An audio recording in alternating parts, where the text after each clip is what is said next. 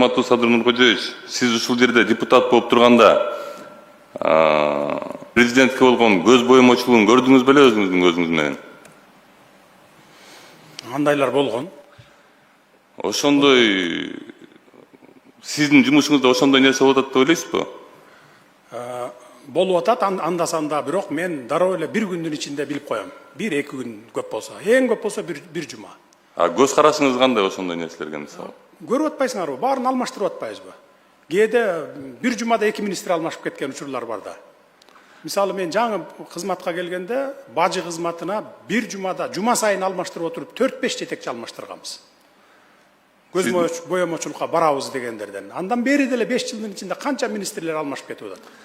Демек ошол эле тарапта иштей бересиз, ушундай эле көз карашта кете бересиз. Мындан да алдыда дагы. Мен андан да күчтүү көз карашта кете берем. Буйрсун. Күчөтөм дагы.